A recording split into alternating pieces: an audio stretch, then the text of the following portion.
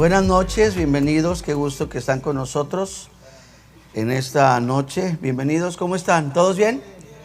¿Listos para comenzar? Bienvenidos los hermanos de allá de la escuela que están en línea. Y vamos a orar y darle gracias a Dios por este tiempo. Oren conmigo, Padre, honramos tu nombre en esta noche y te agradecemos sobre todo tu bondad, tu belleza, tu grandeza y lo especial que tú eres con cada uno de mis hermanos, con cada uno de nosotros. Oramos que en esta noche tu palabra nos alimente, nos guíe, nos instruya. Estamos aquí, Señor, para aprender de ella. Estamos aquí para ser fundamentados en ella.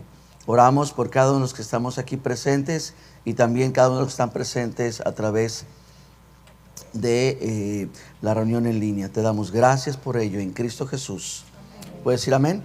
Amén. Muy bien, vamos a nuestra primer clase.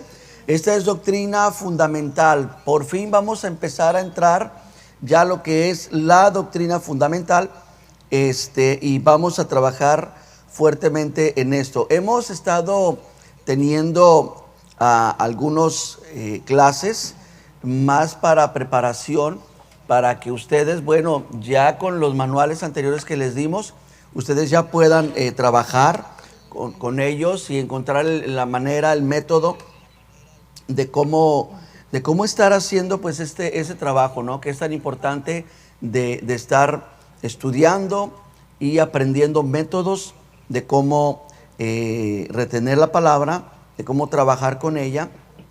Vamos a trabajar 7 volúmenes en esta primera parte, el resto del bimestre, acerca de las cosas básicas que tienen que ver con nuestra doctrina. Ahorita, quiero por favor me escuchen bien, ahorita vamos a tocar temas superficiales. A lo mejor puedes decir, uy, ¿eso es todo lo que vamos a ver? Estamos en un nivel muy superficial ahorita. En los siguientes bimestres, conforme estemos escalando, va a ser algo, digamos, opuesto. Entre más vayamos subiendo de nivel, más profundo vamos a ir. Esto es ahorita como una introducción y también para ir cerrando opiniones, ir canalizando conceptos o estudios que hemos tenido, y bueno, nos va a servir a que tal vez lo que tú ya habías estudiado precisamente concuerda con lo que estamos viendo, tal vez lo que estudiaste no precisamente concuerda o no concuerda en nada. Entonces pues estamos amarrando criterios, ¿de acuerdo? Vamos más adelante a empezar a delinear como iglesia quiénes somos, qué tipo de doctrinas, qué tipo de corrientes nosotros aceptamos, somos tolerantes a ellas y qué tipo rechazamos, ¿de acuerdo? Por darles nada más algunas cosas. ¿Alguien sabe lo que es el cesacionismo? Levante la mano. Ok, tengo una persona. Ok, el continuismo. Ok, entonces si se fijan, no conocemos mucho al respecto, ¿verdad? El arminianismo, el calvinismo, ¿verdad? O sea, vamos a ir viendo poco a poco todo ese asunto y vamos a ir delineando nosotros qué creemos, en qué lugar estamos, en qué posición lo hacemos, y obviamente todo esto con los argumentos bíblicos, ¿de acuerdo? Entonces, lo que vamos a ver ahorita es tema muy básico, muy esencial. Vengan conmigo a la primera página y vamos a ver el primer capítulo. Y el capítulo que vamos a trabajar es la revelación de Dios. Es muy importante que entendamos, mis hermanos, las 5 principales revelaciones. Algunos lo han escuchado, algunos no. En esta noche vamos a estudiar y conocer de manera superficial las 5 principales revelaciones de Dios. ¿De acuerdo? Entonces, bueno, vámonos al manual. Vamos a ver el por qué, primeramente, la necesidad de una revelación. La revelación de Dios es necesaria para la humanidad, puesto que con la caída del pecado, el hombre ha perdido esa comunión directa con Dios, y ahora Dios tiene que revelarse de maneras diferentes. Sofar, y de hecho les voy a pedir que vayan rellenando, por favor, que vayan llenando su manual. Pueden hacerlo en la libretita que tengan, ahí van llenando los espacios, ¿verdad? Sofar indicó la dificultad que el hombre llega a tener, ¿verdad? Porque no conoce a Dios, pero también la dificultad de que el hombre llegue a conocer a Dios. Es una dificultad, es un impedimento, es un obstáculo que se ha formado entre el hombre y Dios de poder conocer a Dios. Lean conmigo Job 11, versículo 7. Dice, ¿puedes tú descubrir los misterios de Dios? Miren la importancia. Está haciendo la pregunta de si se puede descubrir los misterios de Dios. La respuesta es no, estamos imposibilitados. Vuelve a hacer otra pregunta, Sofar. ¿Puedes alcanzar la perfección del conocimiento del Todopoderoso? La respuesta es no. Hay una imposibilidad en el hombre, ¿verdad? De conocer a Dios, pero hay un deseo divino de darse a conocer al hombre, la revelación de Dios, ¿de acuerdo? Ahora, ¿por qué en ambas preguntas la conclusión es un no? ¿Por qué? Porque la mente carnal está incapacitada de comprender a Dios. Este es el punto que vamos a atacar ahorita. Científicos han concluido en que tú y yo estamos usando, óiganlo bien, menos del 10% de la capacidad cerebral. ¿Por qué? Porque parte de lo que el pecado atrofió y dañó bastante fue nuestra plenitud como creación. Dios creó un hombre sin error, sin margen de error, sin limitaciones. Pero el pecado provocó todo esto, entonces mentalmente, nuestra mente carnal nos incapacita, nos imposibilita el poder tener un conocimiento de Dios. Ahora, si Dios también es parte de Dios, lo prohíbe. ¿Por qué lo prohíbe? Por nuestro bien. ¿De acuerdo? Yo quiero que imaginemos de esos globitos pequeños con los que hacen figuritas. Y bueno, ese globo tiene una capacidad de presión, ¿ok? Ya sea de libras cuadradas, cúbicas, perdón. Entonces, ese globo tiene una limitación, pero hay globos que tienen más capacidad, ¿verdad? Entonces, si tomamos un globito y le metemos una presión superior a la que fue diseñado, lo volamos. Si una persona en su mente carnal logra tener un descargue, un download de quién es Dios, vuela. Le vuela Por eso Dios dice, nadie puede ver mi gloria y vivir. No es por una prohibición de que no te lo permito. Es de que yo soy tan santo y tú eres tan pecador que conforme te acerques a mi santidad te va a matar, te va a destruir. Entonces nuestra mente carnal es incapaz de comprender a Dios. Ahora, las investigaciones científicas están limitadas también. No podemos conocer a Dios desde un aspecto científico en revelación. Dios no se puede revelar a nosotros en un aspecto científico. ¿Por qué? Porque lo científico está limitado a lo material y a lo empírico. La regla de la ciencia dice que tiene que ser algo observable, repetible e inclusive controlable, ¿verdad? Yo les doy un grano de maíz a cada uno de ustedes, les doy un pedacito de algodón, les doy agua, un trastecito y a todos les pongo la misma tarea y todos vamos a tener el mismo resultado. Ese grano de maíz o ese frijol, ¿qué va a hacer? Va a germinar, ¿verdad? Esto es lo precioso de la ciencia, pero también lo limitado. Entonces, no podemos recibir una revelación de parte de Dios con una mente carnal, ni tampoco bajo un contexto científico. Esto es lo que quiere decir la palabra revelación. La palabra revelación, apocaliptos, que viene del griego, significa lo siguiente: correr un velo para mostrar lo que antes fue escondido. ¿Ok? Esta es la palabra revelación, correr el velo.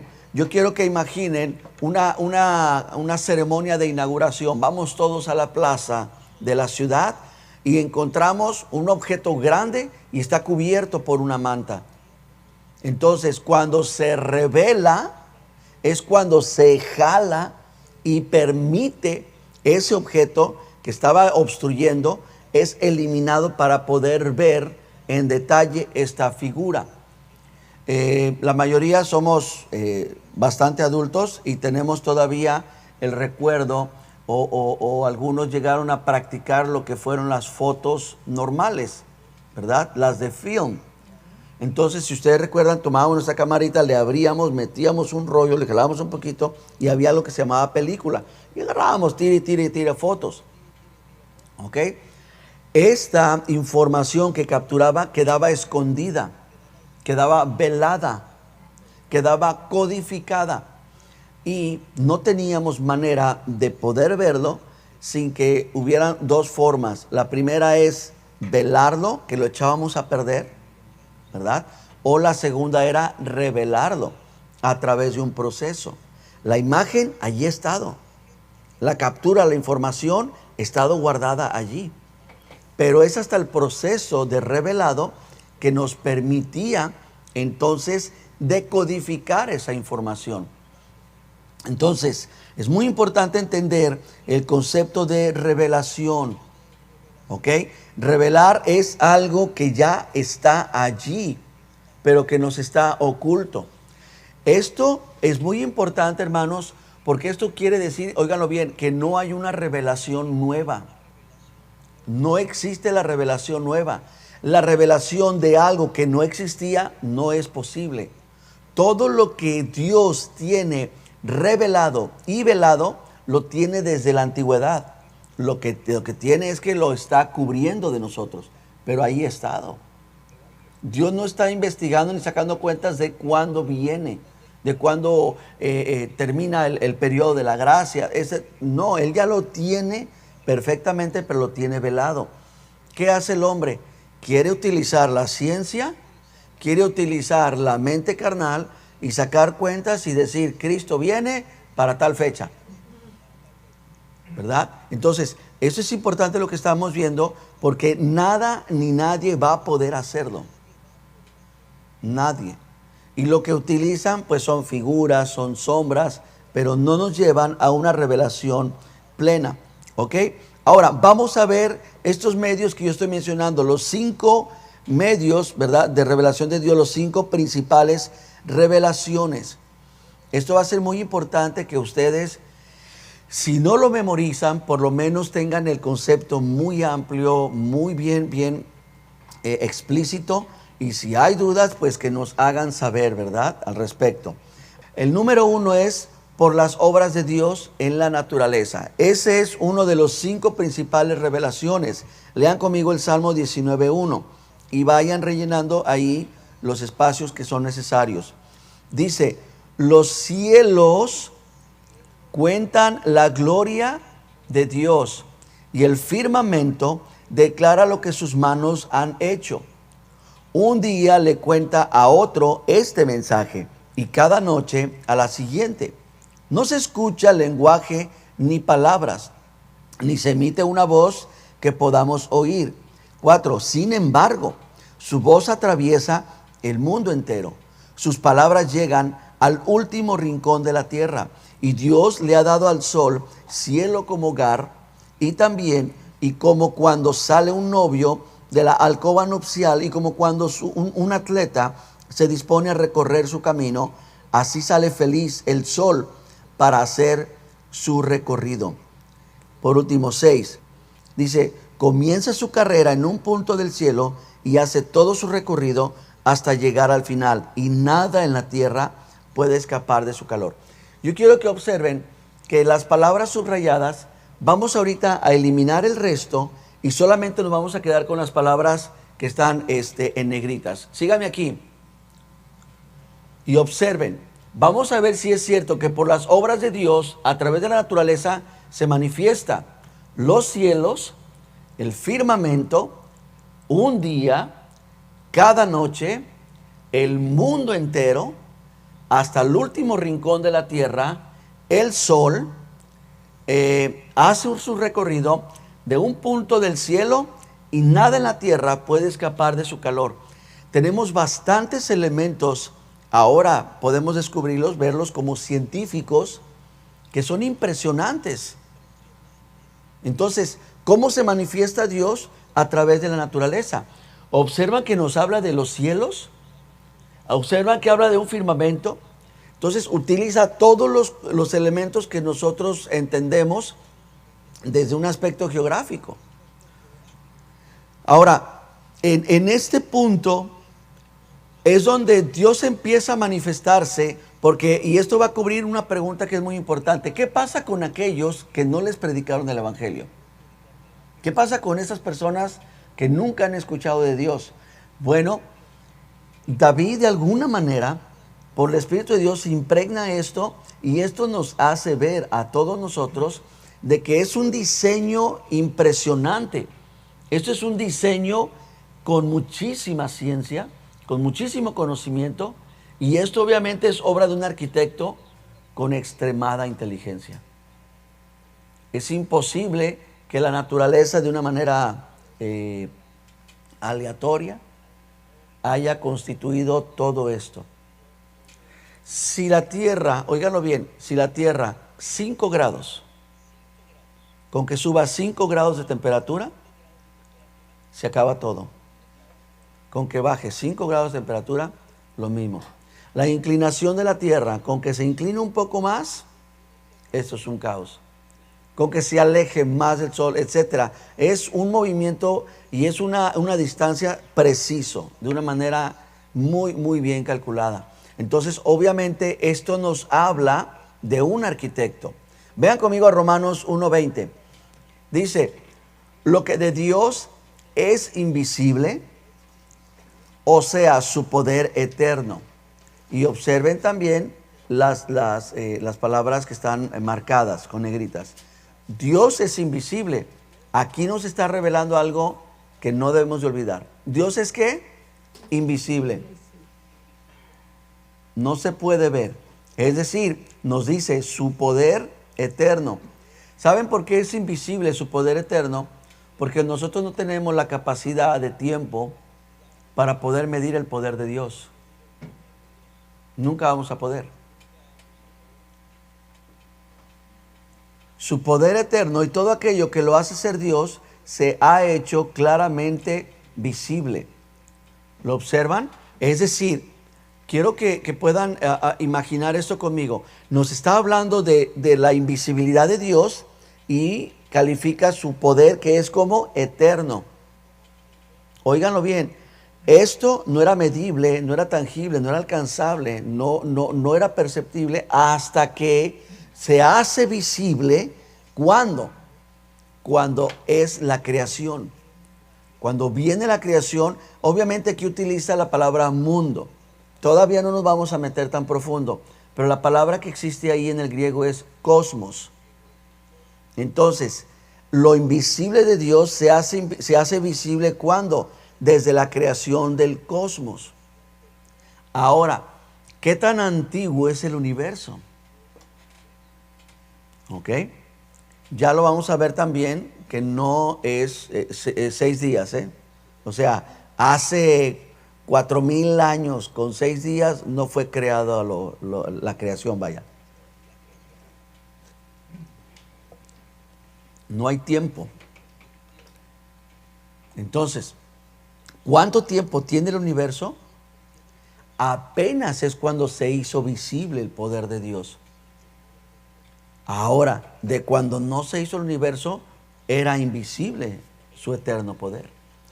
Por eso es importante considerar esto. Se ha hecho claramente visible desde la creación del mundo. El ser humano ha podido entender esto con facilidad al observar la creación de Dios. Así que la humanidad, y aquí está la clave, con aquellos que preguntan, ¿y los que no han oído de Dios? Así que la humanidad no tiene excusa alguna para hacer todo el mal que hace. Bueno, yo veo un cielo impresionante, lo mucho, lo poco. Ustedes saben las culturas antiguas, egipcias, aztecas, muchísimas culturas que tuvieron una capacidad impresionante para estudiar las estrellas. Entonces, al ver eso, hay alguien superior a mí. Más vale que me porte bien. Porque ese ser que creó esto puede que esté indiferente a mí o puede que no. Entonces la escritura es muy clara. Ahora, aquí en Romanos, Pablo insiste en que los idólatras quedaban sin excusa, ya que Dios desde el principio se había revelado. Lo que se puede deducir acerca de la existencia y la naturaleza de Dios por una consideración de sus obras con referencia especial al hombre se le llama teología natural. Esto es lo que conocemos como la teología natural. Entre más estudiáramos la naturaleza, más descubriéramos a Dios en ella. La otra ocasión estaba teniendo que conseguir algo para mi teléfono, no, para un iPad. Lo estaba resucitando, ¿verdad? Un iPad muy viejito. Y yo necesitaba un número. Entonces, ni siquiera estos lentes me eran suficientes para encontrar el número que viene aquí atrás. Tuve que tomar una como lupa, no sé, como un aumento. Y todavía lo tenía que calibrar y mover y encontrar y la luz y tuve que hacer un montón de cosas para poder encontrar ese diminuto número y poder conocer qué tipo de iPad es para que yo pudiera hacer lo que se necesitaba. Nosotros, entre más profundicemos en el aspecto de la naturaleza, vamos a encontrar diminutamente la firma de Dios en todo. En todo. ¿Saben ustedes de una célula que tiene la capacidad de caminar, que literalmente camina? A través en el microscopio se puede ver, se monta y se puede ver la célula que está caminando. Y esta célula la han considerado una de las más importantes, más esenciales, porque son las células que producen en nosotros bastantes elementos que necesitamos para poder vivir una vida feliz. Entonces, en cada detalle vamos a estar encontrando la firma de Dios. En cada detalle. Bien, y eso se conoce como la teología natural. Por ejemplo, al observar un plan ordenado desde los astros hasta una célula orgánica, esto delata la presencia del gran arquitecto. Pero, cuidado, porque esta revelación no nos basta, pues no revela. La teología natural está limitada, porque no nos revela lo que es el amor de Dios, ni tampoco nos señala la provisión para la salvación de un hombre pecador. Esto nos da testimonio de que existe un arquitecto, nos da testimonio de que existe un ser superior, pero no nos revela su naturaleza amorosa, ni tampoco nos señala, no hay cosa que pueda decirnos la creación, que pueda señalarnos el camino para la salvación. ¿Ok? Es decir, dentro del reino mineral, reino animal, reino vegetal, dentro de los aires, dentro de las tierras, no hay nada que nos revele eso. Entonces, esta teología natural está limitada. Ahora, la segunda principal revelación que tenemos está en la historia. Desde Israel en el Antiguo Testamento, ¿ok?, hasta la iglesia en el Nuevo Testamento, es una revelación de Dios, dándose a conocer por su intervención en los asuntos de los hombres. ¿De acuerdo? Y ahorita vamos a ver lo que Dios dijo, que Jesús mencionó. ¿Ok? Tenemos dos aspectos. El aspecto del Antiguo Testamento o de la antigüedad y de la historia moderna. Encontramos dos lugares, dos grupos donde Dios empieza a manifestarse grandemente, que es a través de Israel en la antigüedad y a través de la iglesia. Ahora en nuestros tiempos, lean lo que dice conmigo Juan 5:17. Mi Padre nunca deja de trabajar, así que yo también trabajo. ¿De acuerdo? ¿Por qué diría la Biblia? Mi Padre nunca deja de trabajar, pero nos dice Génesis, capítulo 1, que en el séptimo día Dios descansó. ¿Cómo sería este asunto? Los voy a dejar con la incógnita, ¿ok? Si el tiempo no los da, vamos a trabajar ahorita con el Salmo 105. Lo van a hacer ustedes. No va a ser parte de la clase, si el tiempo no lo da. Si no lo da, les quiero encargar muchísimo. Lean el Salmo 105 y el Salmo 106. Si ustedes, que veo que les está gustando imprimir, lo pueden imprimir o tomar dos Biblias y juntarlas, es impresionante lo que van a encontrar. En el Salmo 105 habla la historia del pueblo de Dios desde el aspecto de la misericordia de Dios, desde el aspecto de la actuación de Dios, pero en el Salmo 106 van a encontrar lo mismo, pero van a encontrar todas las obras fallidas del hombre. Pero pecamos, pero te desobedecimos, pero nos alejamos, nos apartamos. Y yo quiero que por favor consideren estas dos citas, porque lo que es el Salmo 105 y 106 son uno de los salmos más condensados, pero con más historia que nunca. El punto número 3, ¿de acuerdo? De nuestras 5 principales revelaciones que tenemos de forma, vamos a decirlo, teológica, es por mensajeros divinamente inspirados. Encontramos 2 grupos de mensajeros que fueron inspirados divinamente. El texto bíblico, cuando no lo tenemos aquí, pero el texto bíblico cuando nos habla acerca de que fueron inspirados los hombres por el Señor para las Escrituras, la palabra que es impresionante es la misma que utiliza refiriéndose a aquel día en que Dios tomó el barro, dio figura y sopló aliento de vida. Es la misma palabra que se utiliza para decir que fueron inspirados para escribir las Escrituras. Estos 2 grupos, número 1 son los profetas en el Antiguo Testamento y número 2 son los apóstoles en el Nuevo Testamento. A pesar de esto, Dios quiso en algunos reyes manifestar revelación. Es por eso que quiero que también observen esto con mucho cuidado. Tenemos al rey David. Bueno, el rey David entra en categoría de profeta.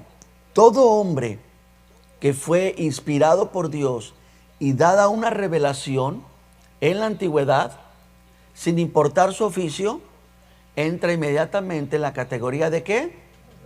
Exacto. Isaías fue un estadista. ¿Saben lo que es un estadista, verdad?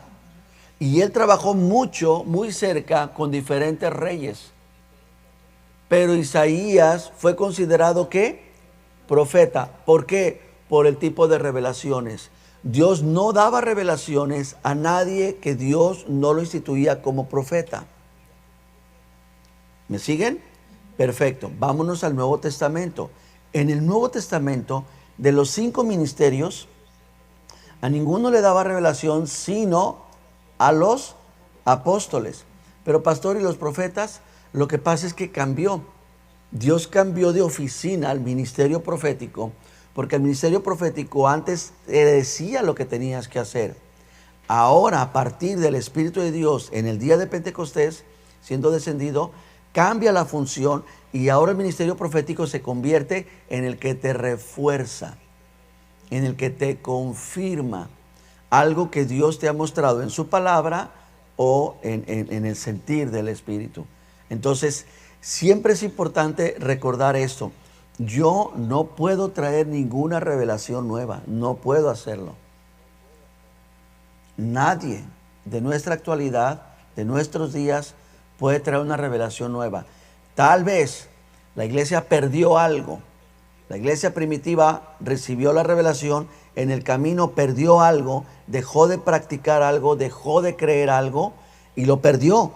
Pero transcurrió el tiempo y en algún momento, digamos que se recuperó. Pero no que vino una revelación nueva.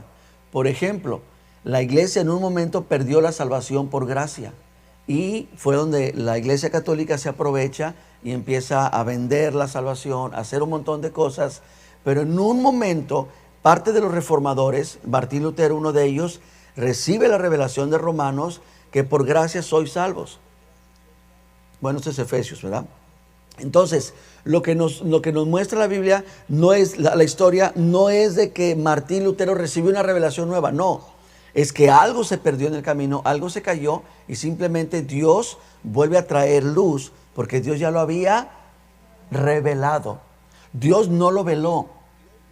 Entiéndase, Dios no hace eso. Dios no trae algo, te lo muestra y te lo... No. Es el hombre que pierde de objetividad las cosas y queda velado. ¿Quién vela? Póngame atención en esto, porque tienen que responderlo. Si Dios lo que revela no lo vuelve a velar, entonces, ¿cómo vuelve a quedar velado? ¿Quién me podría dar una respuesta? ¿Nos vamos a Corinto? ¿Perdón? Por el hombre. ¿Por qué? La dureza del corazón. Bueno, recuerdan, pero si nuestro evangelio está aún encubierto, ¿entre quiénes? Entre los que se pierden está encubierto. Escuchen por qué. Porque el Dios de este siglo ha velado el entendimiento. Entonces, platicábamos con una hermanita el fin de semana, después del servicio. Es bien importante que como iglesia estemos velando, que algo no se apague. Y esto es la luz del Señor. Porque en cuanto se apaga la luz, inmediatamente vienen tinieblas. Y eso es lo que la iglesia permitió en la historia. Permitió que se apagara la luz. Entonces las cosas quedaron veladas no por Dios, sino por el Dios de este siglo. Hasta que Dios volvió a traer luz. Entonces Martín Lutero dice, wow, ¿cómo es posible? La salvación no es por obras, no tengo que pagar por ella. Es bien importante que esto nunca lo olvidemos, hermanos. No hay revelación nueva, porque ya fueron reveladas las cosas. Hay cosas que están veladas todavía, que no han sido reveladas desde antes de la creación. Pero lo que ya se reveló, allí está. No voy a venir yo con que, ay hermano, les traigo una nueva revelación. No, eso no sirve, eso no existe, eso no lo podemos tolerar.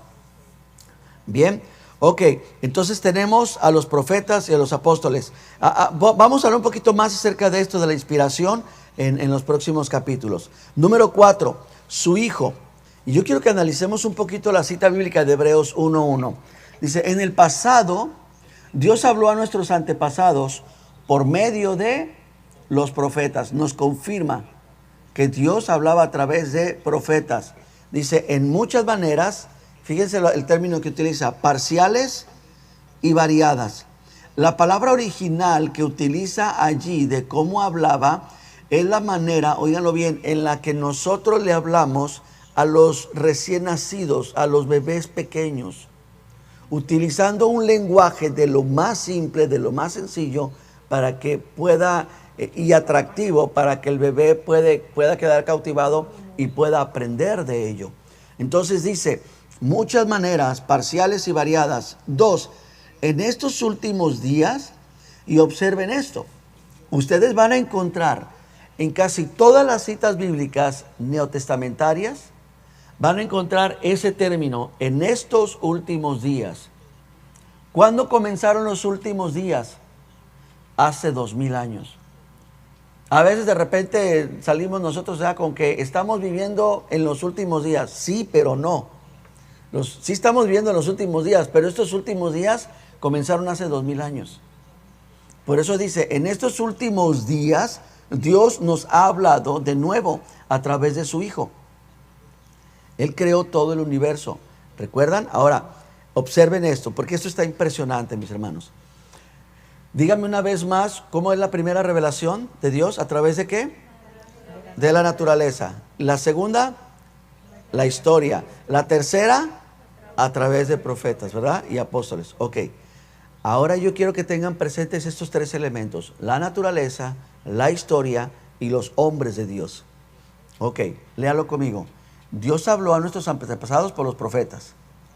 Ahora Dios nos ha hablado a través de su Hijo.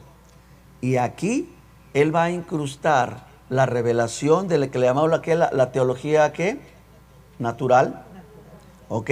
Dice, Él creó el universo por medio de su Hijo.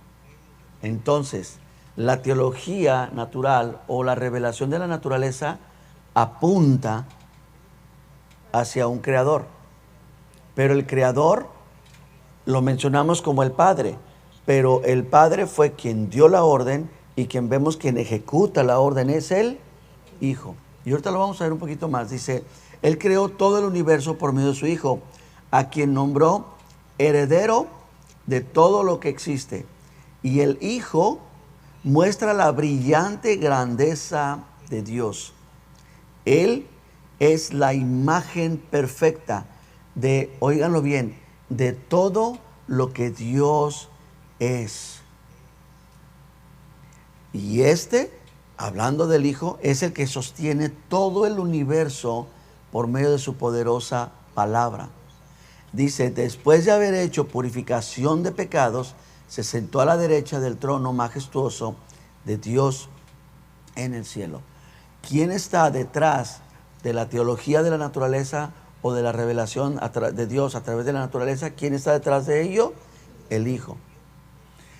Esto nos lleva a una conclusión. No sé si me doy a entender. Encontramos, porque recuerdan que decía el Salmo, no es oída su voz. Sin embargo, su voz recorre toda la tierra. Encontramos con esto a Jesucristo preencarnado, predicando el Evangelio, predicando del Padre por medio de la creación, desde la antigüedad. Espero estarme dando a entender. Muy bien, ahora, esta cuarta revelación es la revelación máxima y final que Dios ha dado de sí mismo.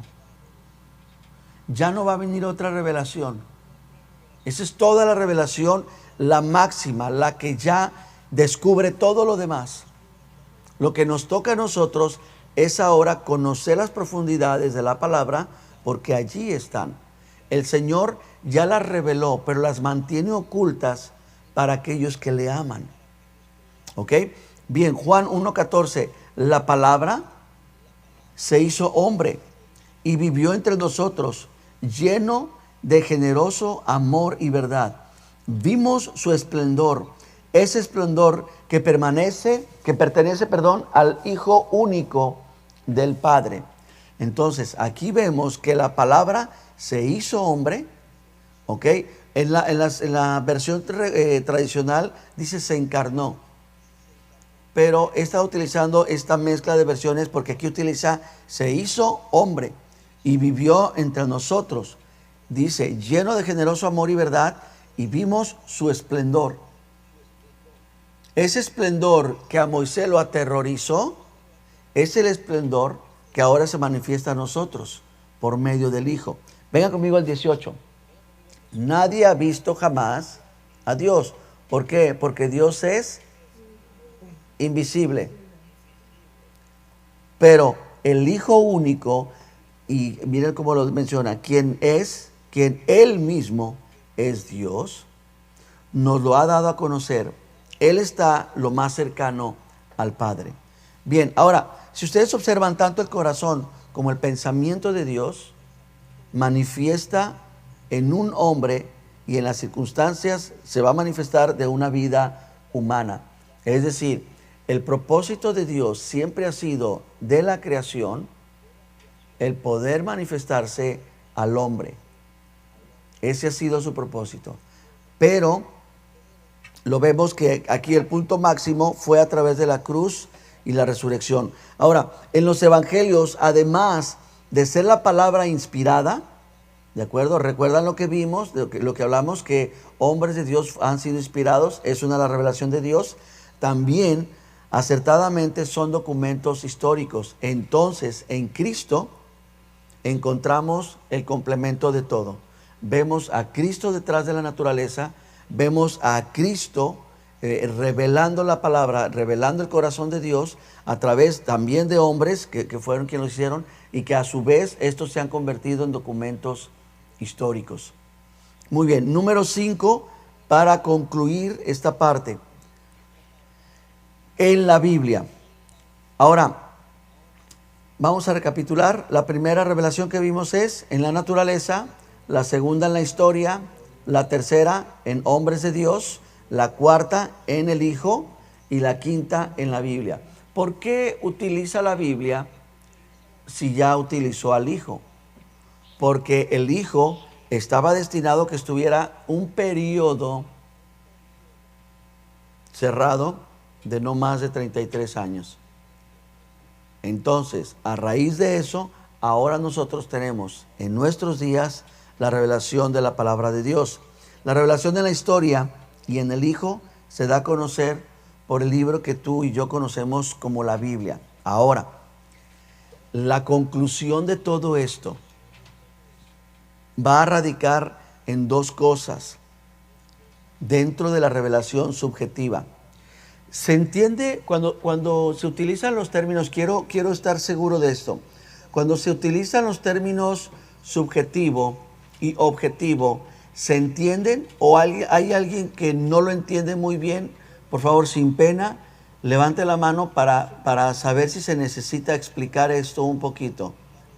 ¿A alguien no le queda claro cuando se habla el aspecto subjetivo o el aspecto objetivo? ¿Todo lo entienden bien? Porque lo vamos a estar manejando y yo no quiero que ustedes estén así medios a oscuras. ¿Todos bien? ¿Todos lo entienden bien? Perfecto. La revelación de la naturaleza, la revelación de los hombres, de la historia, del Hijo, todo esto tiene que caer en un envase.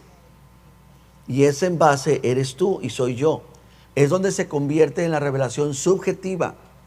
¿Están de acuerdo que vemos el sol? ¿Están de acuerdo todo lo que dijo Salmo, verdad? Con la diferencia de que no es el sol el que gira sobre la tierra, sino la tierra sobre el sol. ¿Estamos de acuerdo? Perfecto. ¿Por qué la gente no cree en Dios? ¿Están de acuerdo en que hay elementos históricos que allí están los escritos de los emperadores hablando de un joven judío que hacía milagros, que fue crucificado?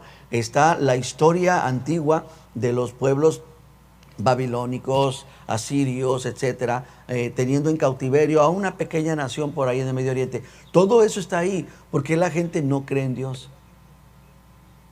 Porque estas revelaciones son objetivas, apuntan a sí mismo. La naturaleza apunta a sí misma, es objetiva. Ahí está la historia, los hombres que dejaron sus escritos, este hombre que se encarnó y que transformó la historia, que cambió la historia, allí está. Pero aún así, todo esto queda sin fruto a menos que la revelación objetiva vaya a canalizarse y a dar en la revelación subjetiva, es decir, en el sujeto. ¿Ok?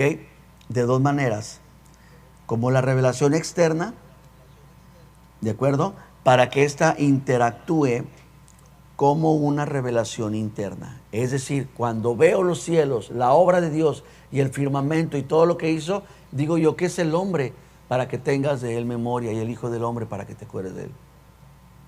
Los cielos cuentan la gloria de Dios y el firmamento anuncia la obra de sus manos. ¿Ok? Es una revelación que externa, pero que llega el momento en que trae un impacto de manera subjetiva y creándose ¿dónde? Interna. Esto es importante, hermanos. ¿Por qué? Porque esto nos va a ayudar a romper ciertos conceptos que están erróneos en cuanto a la predestinación. No me voy a meter ahí ahorita, pero sí quiero que ustedes los vayan tomando en cuenta.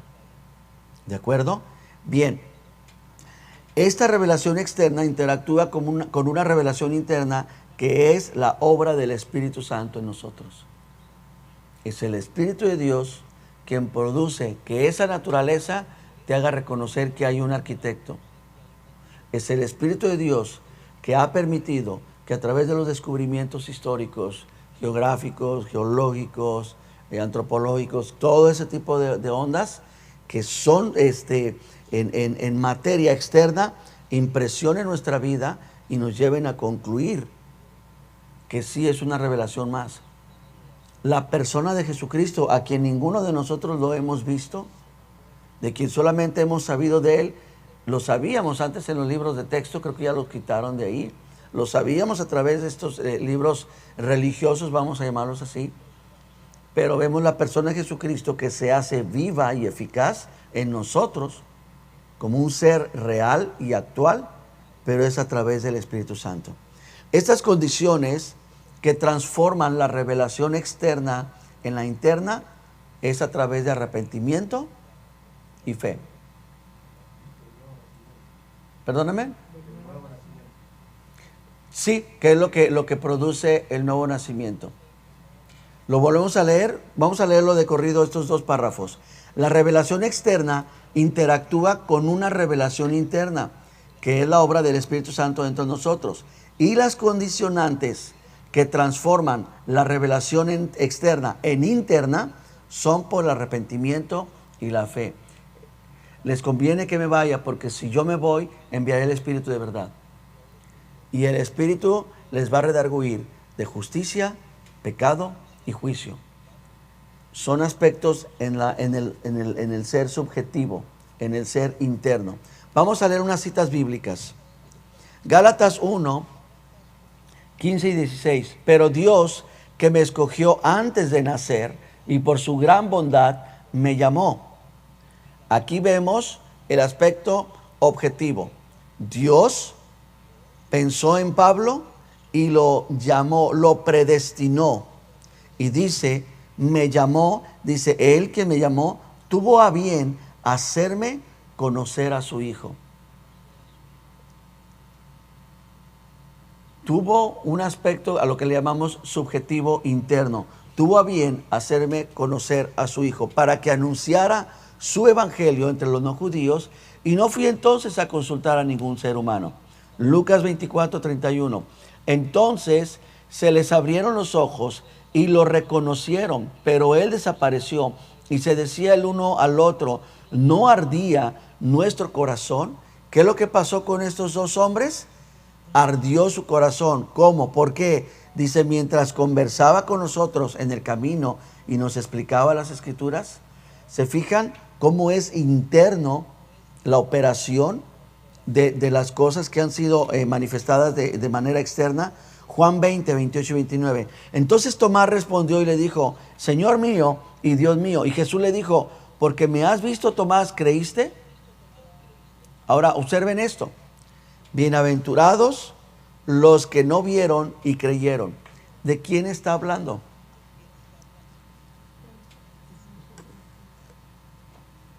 ¿De quién? ¿De nosotros? ¿Lo leemos? Vieron y creyeron, se está refiriendo a algo atrás de él, no a algo adelante. Quiero que lo observen una vez más, por favor. Entonces Tomás le respondió y le dijo, Señor mío y Dios mío. Y Jesús le dijo, porque me viste, Tomás, ¿creíste? Dice, bienaventurados los que no vieron, pero creyeron. En esta lista que no vieron, quiero que pongan a Daniel, a Abraham, a Isaac, a Jacob, a Esaú. Quiero que pongan a estos hombres y mujeres de Dios que estuvieron en cautiverios, que fueron aserrados, que fueron traspasados, que fueron perseguidos, de lo que Hebreos los describe, de los cuales el mundo no era digno. Entonces observan cómo la obra objetiva se hace manifiesta a través del arrepentimiento, de la fe, de una manera interna, penetrando y convirtiéndose en una obra subjetiva. Claro que nosotros también somos bienaventurados, pero aquí Jesús se está refiriendo los que no vieron y creyeron, ellos son los bienaventurados. ¿De acuerdo? Bien, vamos a casi concluir aquí. Tenemos 3 preguntas que tienen 5 minutos. Tanto los que están aquí en clase como los que están en línea tienen que trabajarlas. Pregunta número 1. ¿Qué quiere decir la palabra revelación en su sentido bíblico ¿Y por qué es necesario que Dios tenga que actuar así? Ahorita les doy el tiempo para que la respondan. Número 2, ¿cuáles son los distintos medios que emplea el Señor para revelarse a los hombres? Denme citas, por favor, apropiadas. Ya les di un montón yo. Ahora ustedes cópienla nada más. La cita, no todo el texto. Donde sí les va a tocar es en los capítulos 11 y 16 de Mateo.